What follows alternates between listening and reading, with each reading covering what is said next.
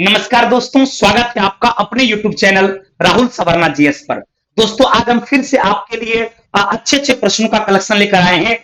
जैसा कि मैंने आपको बोला था, कभी लगातार 5-6 दिन तक आपके लिए एप्रोक्स मतलब समझिए 3-4 दिन से अभी आप देख रहे होंगे और अगले 3-4 दिन तक लगातार जो मैंने 100 क्वेश्चन का कलेक्शन किया है, पूरे बिहार के एग्जाम को ध्यान रखते हुए, कभी बिहार दरोगा में, बिहार बीपीएससी में, बिहार पुलिस में, बिहार एसएससी में जो पूछे गए सवाल हैं, जो बार-बार रिपीटेड सवाल हैं, इस बार-बार पूछे गए सवाल का जो कलेक्शन किए हैं, उसी के डिस्कशन हम आपको दे रहे हैं पिछले 1-2-3 क्लास से और आगे देंगे।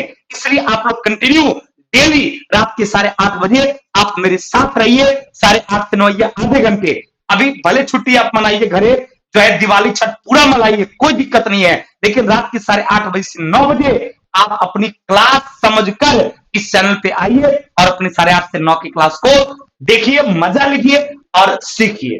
तो आइए चला जाए, देखिए क्वेश्चन क्या कहता है। ये पहला क्वेश्चन है, कहता निम्नलिखित में से किस समूह में सभी राशियां सदिश है। यानी आपसे क्वेश्चन पूछा था, फिजिक्स का एक बेहतर क्वेश्चन है, क्योंकि देखिएगा बच्चों का काफी कंफ्यूजन होता है वेक्टर क्वांटिटी और स्केलर क्वांटिटी में, यानी कौन सदिश राशि है और कौन अदिश राशि है। इससे रिलेटेड काफी बच्चे कंफ्यूज भी रहते हैं और काफी टेंशन में भी रहते हैं। इसका जो है वेक्टर वाला स्केलर में, स्केलर वाले वेक्टर में, तो अभी आपका क्लियर हो जाएगा सदिश और अदिश का डिफरेंस।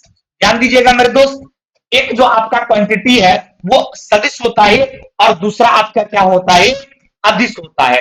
दोनों में अंतर क्या है तो गौर कीजिएगा। सदिश का मतलब होता है, दिश का मतलब होता है दिशा, दिश का मतलब क्या होता है दिशा, और 100 का मतलब क्या होता है, 100 का मतलब होता है 60। तो ध्यान देंगे, वैसा फिजिकल क्वांटिटी जो डायरेक्शन के साथ होता है, अर्थात जिसमें डायरेक्शन होता है, जिसमें दिशा होता है, जो दिशा के साथ होता है, उसे कहा जाता है सदिश राशि।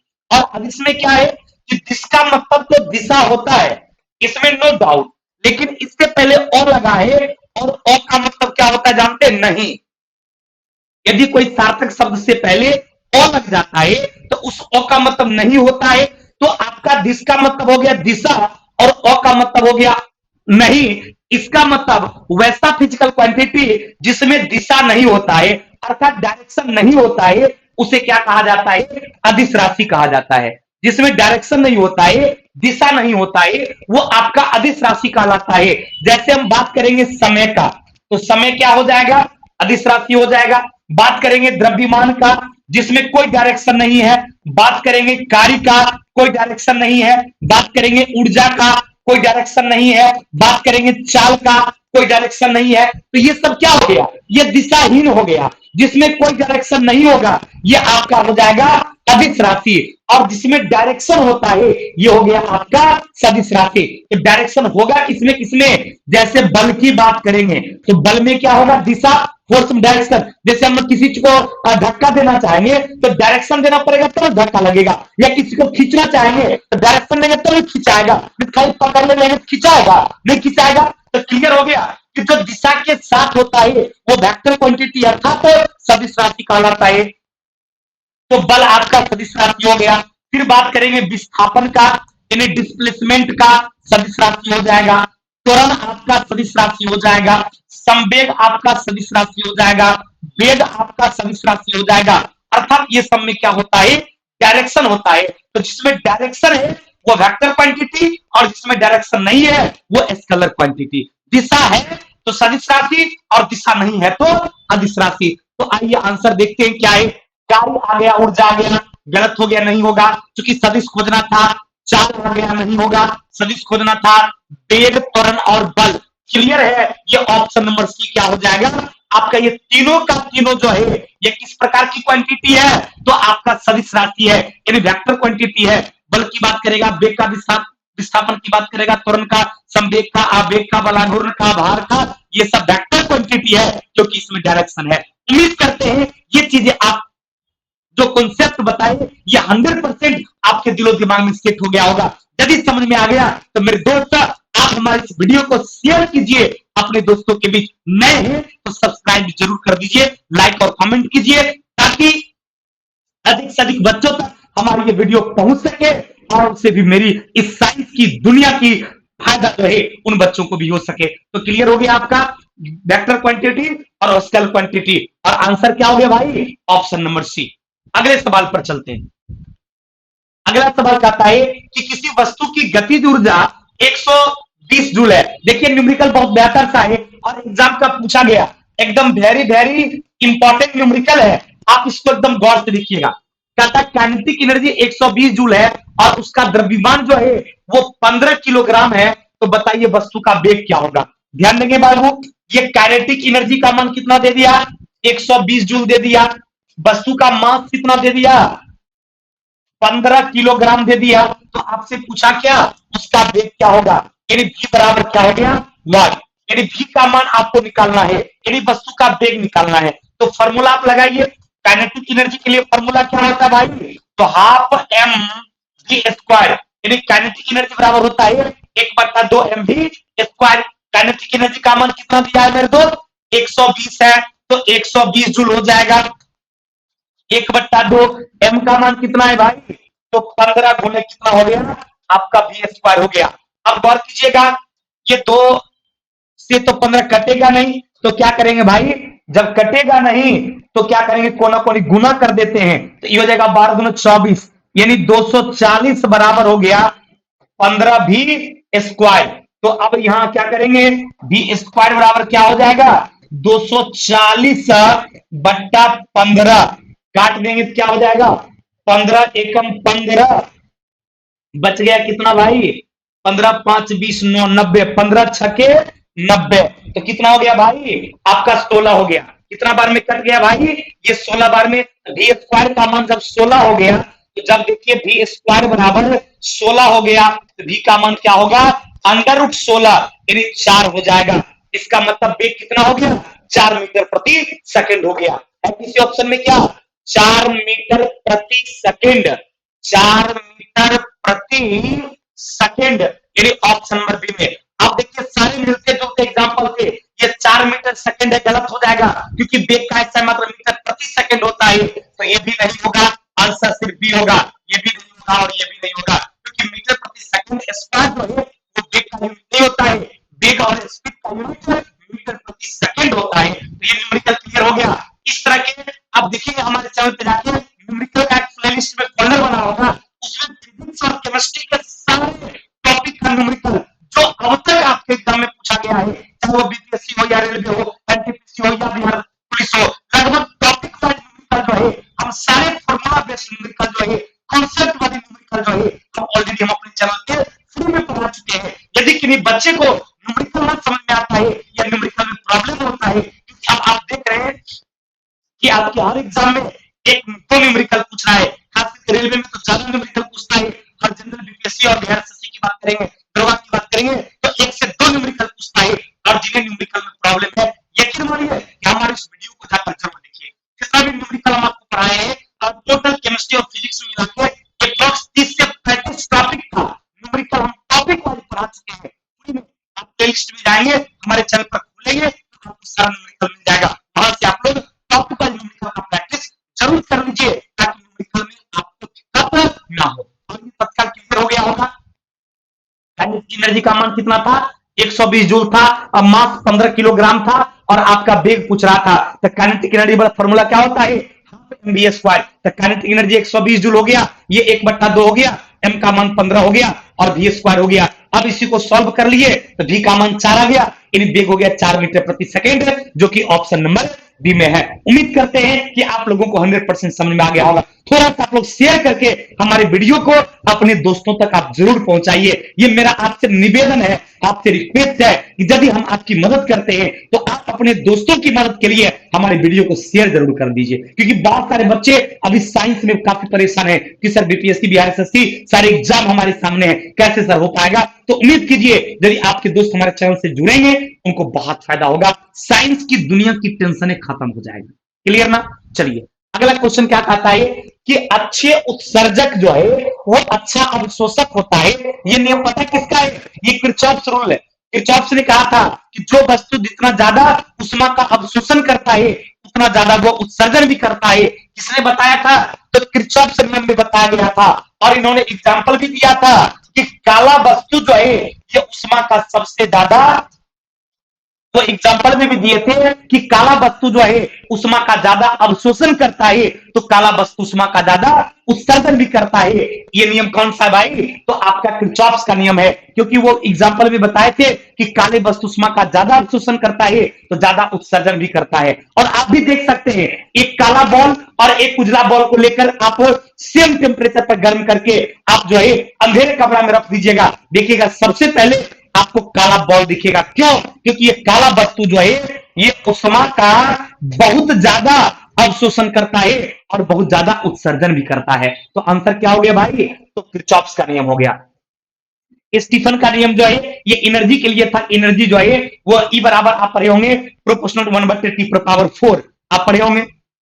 उसके बाद न्यूटन का शीतलन नियम में क्या कहा गया था कि आपका वातावरण का जो तापमान की दर जो है वो वायुमंडलीय तापमान और उसके औसत तापमान के अंतर के बराबर होता है। और उष्मा गति के नियम में क्या कहा गया? यदि आप किसी वस्तु में उष्मा देते हैं तो उष्मा देने से उसके मॉलिक्यूल्स में क्या होता है?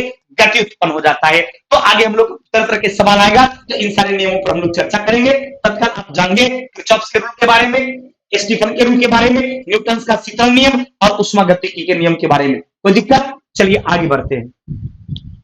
अगला सवाल कहता है निम्नलिखित में से किसे सोनार की मदद से मापा जाता है? यानी सोनार की मदद से मापने के लिए जानते किसका प्रयोग किया जाता है? किस चीज के लिए सोनार का प्रयोग किया जाता है? जब कोई वस्तु समुद्र के अंदर डूबी रहती है, समुद्र के अंदर कोई चट्टान है, कोई वस्तु है या कोई जहाज डूबा हुआ है, तो समुद्र के अंदर के वस्तुओं को पता करने के लिए हम लोग किसका प्रयोग करते हैं? साउंड नेविगेशन का प्रयोग करते हैं। अर्थात सोनार का मतलब साउंड नेविगेशन होता है, तो साउंड नेविगेशन का अर्थात सोनार का प्रयोग करते हैं। और इसके लिए बैगनी किरण का और पराश्रव्य तरंग का प्रयोग, इसके लिए जो वेब यूज किया जाता है वो आपका पराश्रव्य तरंग होता है। तो तत्काल इसका आंसर क्या हो जाएगा कि सोनार की मदद से मापा जा सकता है। तो पृथ्वी के ये क्या बोलते हैं जल के अंदर यानी समुद्र के अंदर जो रहता है चीजें यानी पानी के अंदर की मौजूद वस्तु की दूरी, दिशा और उसकी गति का पता करने के लिए हम लोग सोनार का यूज करते हैं। तो आंसर क्या हो गया भाई?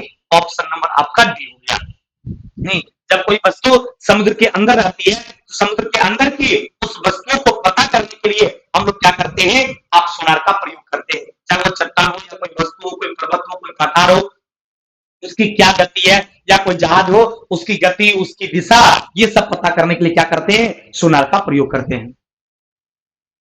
अगला क्वेश्चन आपका है कि आने वाली और जाने वाली करंट का गणितीय योग क्या होगा? यदि कोई करंट जा रहा है और उधर से करंट आ रहा है तो इसका गणितीय योग पता है।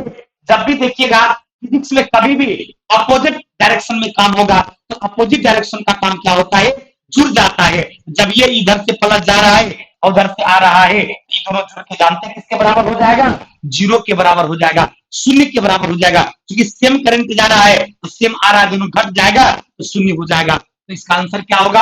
आने वाली करंट शून्य होगा? नहीं। जाने वाले करंट शून्य होगा? नहीं, क्योंकि आने वाला और जाने वाला दोनों करंट का योग जो होगा वो शून्य होगा।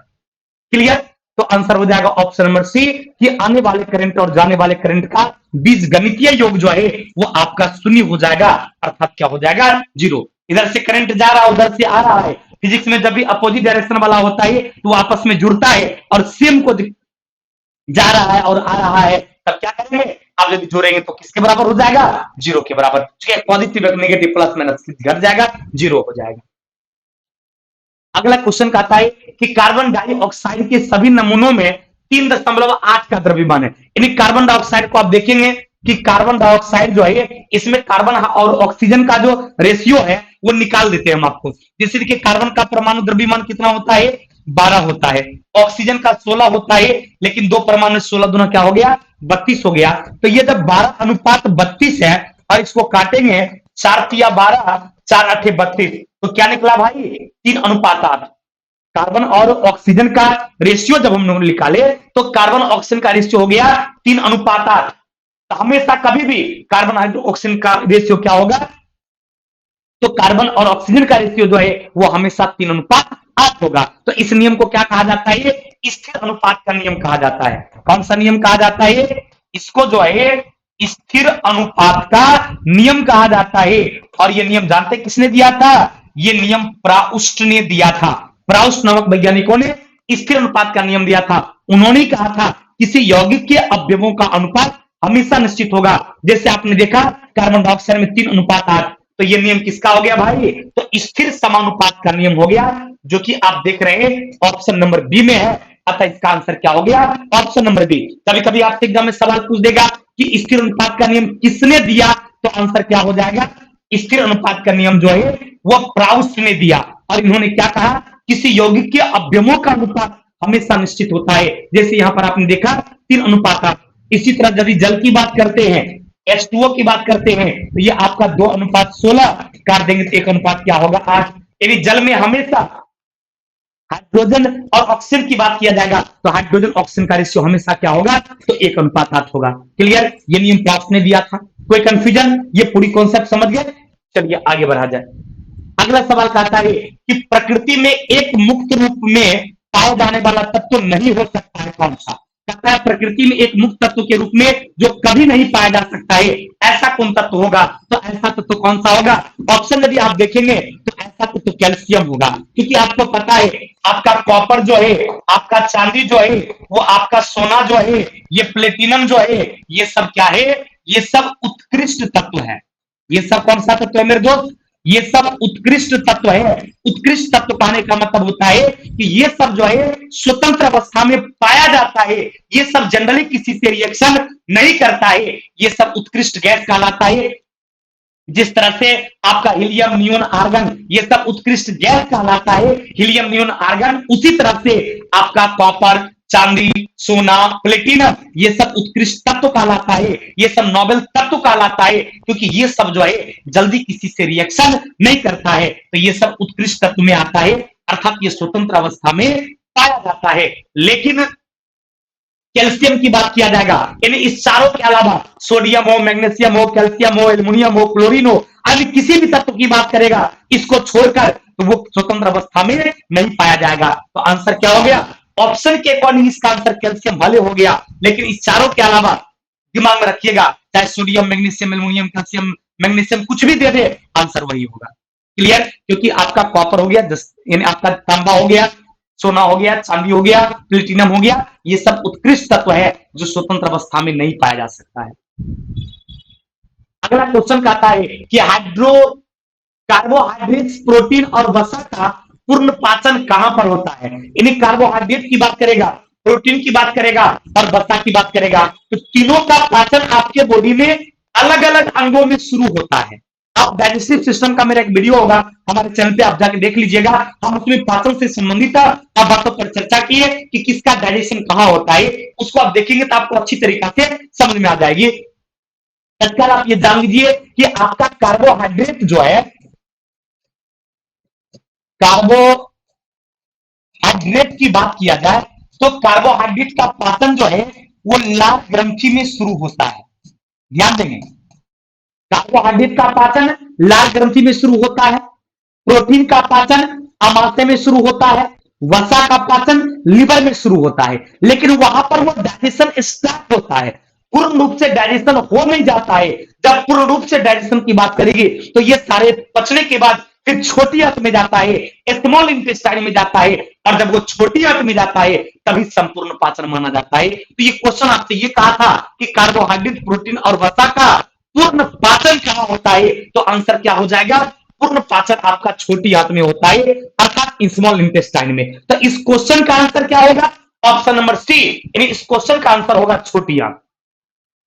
इस क्वेश्चन का आंसर क्या होगा मेरे दोस्त? इस क्वेश्चन का आंसर होगा छोटी आंत, जहां पर भोजन का संपूर्ण पाचन होता है। लेकिन अलग अलग बात करेंगे तो कार्बोहाइड्रेट का पाचन लाल ग्रंथि में होगा। प्रोटीन की बात किया जाएगा तो प्रोटीन का पाचन हम आपको बता दिए, प्रोटीन का पाचन अमाशय में शुरू होता है।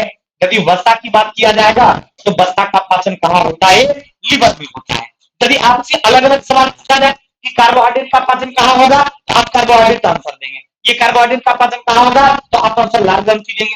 प्रोटीन का पाचन कहां होगा, तो अमाशय देंगे। वसा का पाचन कहां होगा? लीवर। तो यहाँ पर पाचन स्टार्ट होता है। संपूर्ण पाचन की बात करेगा तो आंसर छोटी आंत होगा, जहां पर भोजन का संपूर्ण पाचन होता है। और याद रखिएगा, बड़ी आंत में पाचन का कार्य नहीं होता है, हमेशा याद रखिएगा। कभी कभी डायरेक्ट क्वेश्चन पूछा जाता है कि डाइजेस्टिव सिस्टम का वो कौन ऐसा अंग है जहां पर पाचन का कार्य नहीं होता है? तो आप आंसर क्या मार दोगे?